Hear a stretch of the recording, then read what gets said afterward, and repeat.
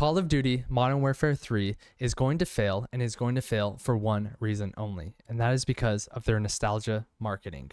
Which, honestly, if you haven't seen the multiplayer trailer, looks phenomenal for their new title, Call of Duty Modern Warfare 3, which is not to get you confused with their previous 2011 title, Call of Duty Modern Warfare 3. So what's happening with this game is that they are taking their COD audience back to the glory days. They're getting 16 legacy maps from the Modern Warfare 2 2009 title, maps like Rust, Favela, High Rise, and Terminal. Those maps are coming back into the new Call of Duty game, but they're taking a new twist with modern mechanics, a new time to kill, and a slide cancel system. So pretty much it's going to be a very popular game just by off of surface level marketing. A lot of people who are older generational, who are maybe like in their late 20s or early 30s or so on, who now have different obligations within their real life, like work, family, and things like that, where they can't play. This marketing is going to bring those players back, and the new generation who's never been able to experience what is quote unquote what I think is the glory days of Call of Duty, what made Call of Duty great. They're getting an opportunity to experience those maps in full reveal, which is going to be very exciting. I think two different types of COD players coming back, and that's going to make a very popular game, which Call of Duty has an issue with within the last 5 CODs, is longevity and player retention. So hopefully all of these things mixed in together are going to make a very great COD. And they just did an exposition in Los Angeles a couple days ago they flew out all of their COD content creators, and a lot of them got an opportunity to play. And everybody who I've seen tweets are saying Call of Duty Modern Warfare 3, the 2023 title that's coming out on November 10th, this is going to be a top 5 Call of Duty of all time, regardless of what you say about CODs. Modern Warfare 2 from 2009 and MW3 kind of are already in that conversation for the top 5, and that's because of the maps and the gameplay. So hopefully we're getting those maps already, so that's going to be a good thing for player retention.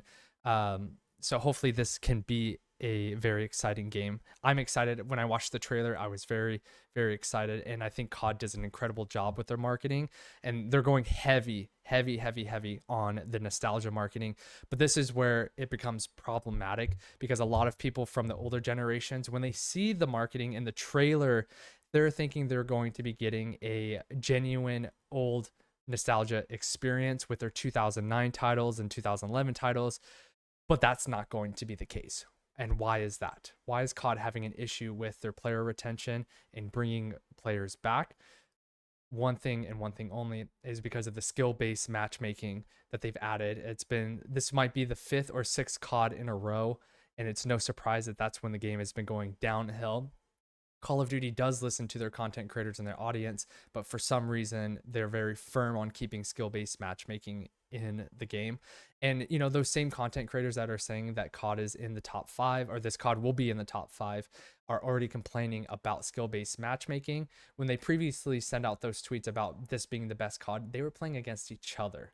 They were playing against each other in a kind of like a huge lobby where everyone was kind of just having some fun. But now they're playing in the betas with people around the world, and they are complaining about the skill-based matchmaking. Courage JD was just talking about how you have to choose between 2 guns if you want to have any success in Call of Duty. And I think that's what's going to be problematic. You have those older generational players who, after an 8-hour workday, they try to come and play, and they're getting absolutely dumped on by PC players and Xbox players who've been playing all day, and they're a much higher skill.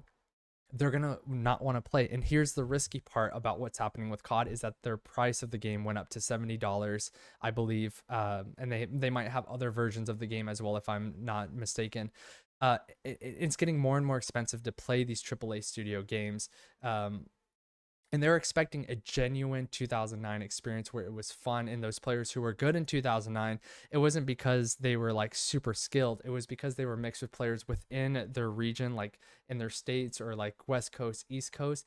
They weren't mixed in with players within their skill gap. So it was very easy to hit clips. And speaking of clips, I saw Face Scope doing a quick scoping round on Russ, which he looked phenomenal. It looked so exciting because it was very quick, it was fast, and he was hitting one shots or one taps. It looked amazing. But here's the thing. I think players who want to do quick scoping with skill-based matchmaking aren't going to have that much success. And the players that want to play COD in the 2009 titles where they had a 2KD or 3KD, they're not going to have that same experience, and they're going to just honestly feel very confused. And especially those people that are tired after a long day, they're going to get frustrated and annoyed and eventually give up.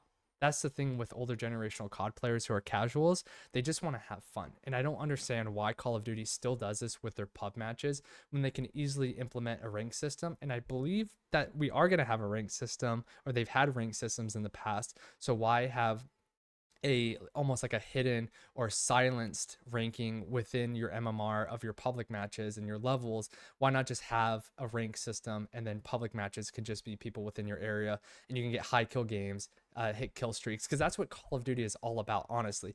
Is what made those 2009 and 2011 titles great was the nukes, the kill streaks, the high kills, the UMPs, stuff that was just very fun and repetitive, and you keep going and going and going.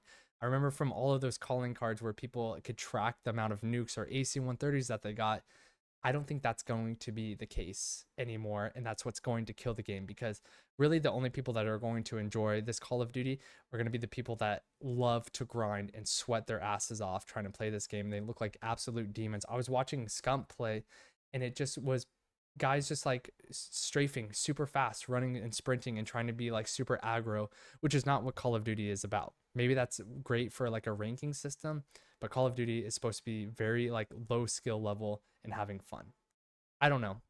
Maybe that's just what I feel. And I think that when you tie in those old memories and now you have a new, fresh, negative experience and you're tying those together, I think it's going to kill your game, Call of Duty.